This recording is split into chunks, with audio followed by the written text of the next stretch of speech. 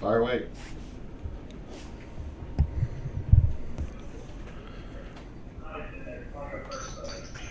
Hey Ron, what's up? Can you tell us if, I know you were kind of saying today would be a big day of separation. Can you tell us what you saw today and what you told your team after? Well, saw some energy out there, especially on the special teams, is what we were looking for. For the most part, we were just trying to go through game simulations and situations for the offense and defense. But the important thing for us was to watch the young guys on the special team. So we'll get a chance to break that tape down and really see who stood out. Because again, you just unfortunately, not having preseason games, you don't have a gauge for those guys. And so we tried to create that. We gave them a heads up yesterday that we wanted to ratchet up the intensity on special teams. We wanted to work through all the special team situations, everything from punt return, kickoff return, field goal block. We worked taking a safety, worked an onside kick. We worked on a safety kick. After a safety. So we tried to create the situations that they would be involved in. At any point in time during the season. And again, I think we got some good tape. I think we got some good energy from a few guys, and some of the guys that we were hoping to see on special teams, hopefully they stepped up. Anything you can tell us about Jonathan Allen? He got rolled up on, but it doesn't look serious. That he wanted to go back out there. I don't know if he did or not, but I know he was trying to get back out there, and we were trying to hold him back. So I got to go see RV and see what the rest of it is. But like I said, he wanted to go back out there. And we didn't see Alex today. Was that planned or was that a reaction to yesterday? No, it was planned. Again, when we get into certain specific situations, we're going to continue to work with Alex. Hey Ron, it looks like one of the highlights today was Chase Young meeting Adrian Peterson in the hole early. Just what did you see on that play from Young? Well, it just shows you, the how dynamic the young man can be. He can be a tempo setter. Just saw, a real good play. I mean, again, he's a young guy that's doing some good things, and he's a young guy that brings energy, and that's what we're looking for from our guys. And then Wes Martin was back in the rotation at left guard. What did you make of his performance? I'll have to really take a look at that on tape, because it's kind of hard to see everybody. I did see a couple times when he looked good. One thing I do like about Wes is when Wes is on the move, he's a good pulling guard. He works well up to the second level. But like I said, I'll have to watch the rest of the tape to really kind of study and see how he did do as a whole. Okay, thank you. Hey Ron, it's Chris Russell. You were with your team for, 5 or 6 minutes after practice. Was there a message that you wanted to leave them with after what appeared to be like the longest practice that we've seen so far? Well, first of all, I want to tell them there's some good things on this tape that we're going to get a chance to look at, and there's some things that we need to get corrected and we got to shore up for the most part. Told them I was pleased with their effort. I do think that we can get better. I think there's a lot of good things that we'll take from this tape and we'll grow from the tape. I talked to them about, giving 100% all the time. Sometimes we come into a situation like this and we get into a little bit of a lull. And, sometimes it's true for the game. And that's one of the things we didn't want to see was coming out when we took a little break to simulate halftime, came back out. There was a little bit of a lull. There's 3 series I thought that we did not perform very well, and just wanted to make a point of those things that you can't come out flat. You got to come out and play. Let's pick it up with Sam. Hey Ron, I wonder how much you'll carry over to tomorrow in terms of, hey, we saw something today, we want to keep looking at it tomorrow, or can you create those similar situations? Yes, very much so, Sam. There are some things that we'll take a look at and say, hey, we need to either refine it, work on it, correct it, or make it better. So, again, I'm anxious to look at this tape. I really am, for a couple of reasons. One is I really want to take a deeper look at our special teams guys, but I also want to see some of the positives and really build on those things. And it's a good thing because there were some really good decisions being made by the quarterbacks today, and you really want to see those things and feature them and highlight them for our guys because it shows growth. It does. I mean, we've got a ways to go still. We're in this process of developing this football team, but the process is, we have to take a step forward every day. We can't go backwards. And you told your players before practice, hey, you guys have a chance. This is obviously one of your last training camp practices, but you have those, regular season practices, I guess, for the rest of the week. When do those decisions, do you think, will get more final, or what's your timeline on, hey? Well, what'll happen next week is just, touch on it. Tomorrow we'll practice at the stadium. We'll have Tuesday off, and we'll go Wednesday, Thursday, Friday. And we, for the most part, is really kind of signifies the end of training camp in terms of, working on certain fundamentals. Now it let's start getting into our routine. Let's start doing the things see how the things that we do and the way we do them get us ready for the regular season. So it'll be a mock week in terms of the way we'll practice, but we're still going to have we'll still have a minimum, I think it is, of 2 competitive periods, because again we haven't completely made our minds up. There's still a few guys that we have to decide on. So we're going to try and create a couple of game situations on Wednesday, Thursday, and Friday still as we go forward. Thank you. Hey, Ron, you said there are a couple of guys still trying to make your minds up. Realistically, how many spots do you think you're still having to sign? Oh, wow. Probably 7, maybe 8. Because we were talking about it last night as coaches, that we were looking at a couple of positions specifically. We know who our top guys are, but after that, it's a mix of guys, because you sit there and look at it and say, well, this guy might be our best 4th or 5th or 6th guy, but he's not one of our best special teams guys. Because one of the things that I have Nate do for us is I have Nate rank every player by special teams, where they would rank as a core special teams player. How many core special teams is this guy on, as far as we call the big 4: kickoff return, punt, and punt return. And again, those are things that we have to factor in, because I can't hold Nate hostage and not give him guys that will help us as a football team, but also help us as a special teams team. I can't do that to him. So we've got some tough decisions. Just because we release a guy doesn't mean we didn't like him. It just means that for the whole overall team concept, a special teams player, we kept a guy over him. So again, those are the decisions that we have to make. And like I said, there's probably 7, 8 guys that we're still looking at and deciding on. Because you talk about special teams and it's really hard to simulate that, how much, like for a young guy, how are you going to be able to truly tell what he can do out there without seeing him in a game action? If you're honest, you won't. You really won't know until if it's a young man that you decide to keep and a young man you decide to put out there on the first Sunday, you're going to find out exactly whether or not he has what it takes. You're right now you've kind of got an incomplete picture, and so we'll try to make the best decision and believe it's the right decision until we get a chance to see whether it was or wasn't. Thank you. All right. Hey Ron, I haven't seen Kendall Fuller out there on the field with you all the last few days of practices. How is everything holding up with him?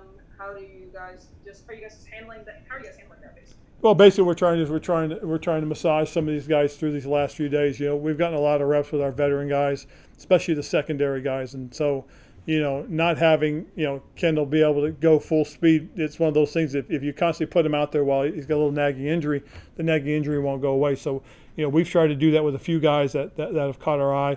Not that Kendall's caught our eye. We know who Kendall is. It never goes away, and that was kind of what happened with Chase. He had that nagging abductor or groin or whatever it was, and until we really shut him down, it didn't get a chance to calm down, and now it has, and now we've seen him out there every day. And this is just something I noticed about the togetherness and the lack of selfishness. Obviously, when Jonathan went down, I saw Matt Ioannidis, Dwayne go over a series of different players, go check on him, make sure he's okay. When Dwayne had the touchdown, I forget who at the moment, but Morgan Moses runs over enthusiastically. Are you really pleased with the different levels in which this team really rallies around players, no matter which side of the ball they're playing on? Absolutely, we need to continue to do that. We need to grow that even more. So I think the one thing these guys have to understand is that on Sundays you don't play the Washington football team. You play your opponent, and so whether it's offense, defense, or special teams that makes the play, we got to support each other, rally around each other, and be there for each other. Thank you, Ron. You're welcome. Ron, I know you've spoken about the growth of Trey Apke. Where do you see Sean Davis fitting in that narrative? I see a guy that's competing. I mean, we're fortunate. I mean, we got a little bit more depth, I think, than we initially anticipated. And when we brought Sean in, we knew he was going to compete with Troy, and those guys are locked in a duel right now, and we'll see. I mean, like I said earlier, we've got about another full week before we really make decisions on the direction we're going to head. We're still mixing guys in at different positions. Somebody alluded today that we stuck Wes Martin back at the left guard, which we did do. We've been rolling Lucas and Jerron at left tackle. I mean, and we still haven't seen Sadiq. So we've got a good group of guys and a whole bunch of guys that we still have to find out about. we're a little bit at a disadvantage because we're not playing preseason games. We didn't have OTAs and mini camps, but with the type of practice we had today, and we've got, like I said, 4 really good ones left to go. I think we should get an even better indicator as to where we are. For tomorrow's practice at the stadium, should we expect the same format in practice, or will you change it up? No, it'll be toned down a little bit. It'll be more about refining and correcting and looking at the things that we did today and taking some of that to the field tomorrow to work on and correct.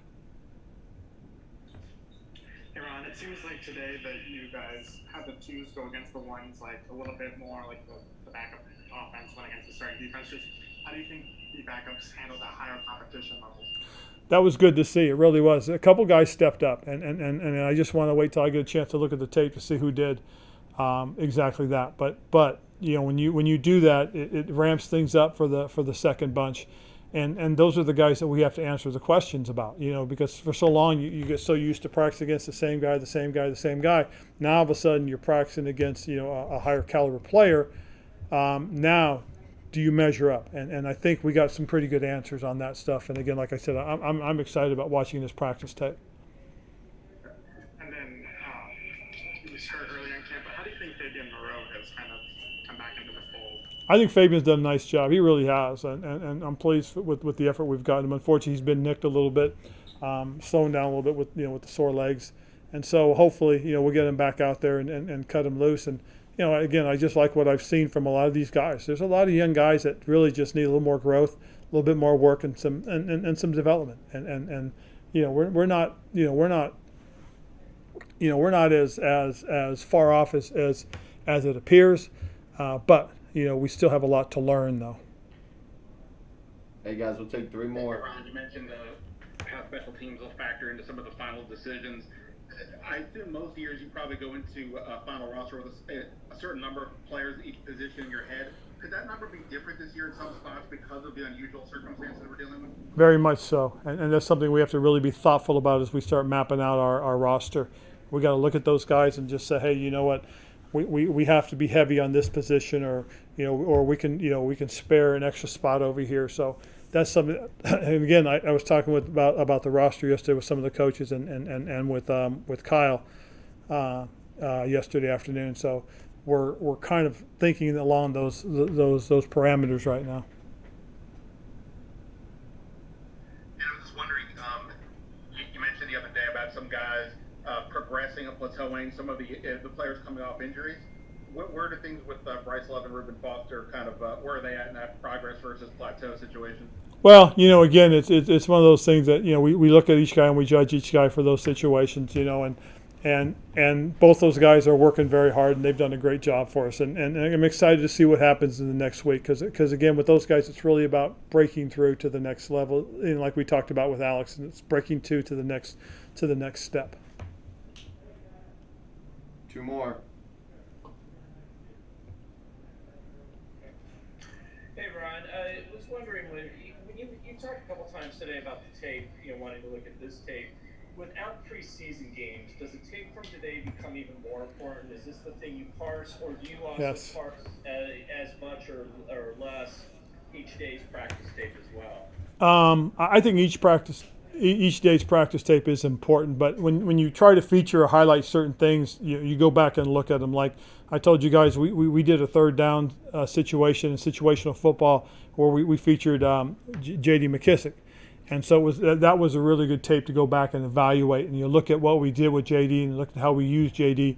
and you break it down that way. It's the same thing with the runs for Adrian Peterson.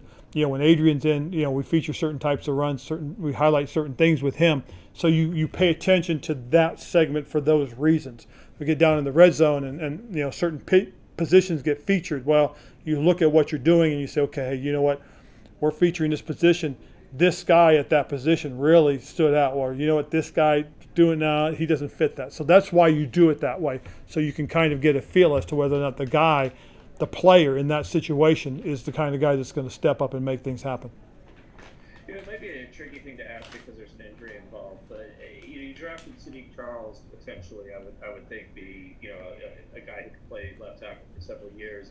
Not seeing him at all in this camp. is that a problem right now? Yeah, it is. I mean, haven't seen him in what amounts to 2 weeks. Yeah, that's tough because you wanted to project him as a guy that can come out and help you, and unfortunately, because of the strain he has, he hasn't been able to be on the field for us. From what we saw earlier, we were very pleased and it was very promising. So we'll see how it all maps out. Now he's a sharp kid, smart young man. He's been working on his retention and learning. So we'll see how it does when we finally get him back on the field. All right. Thanks, everybody. Thanks, Coach.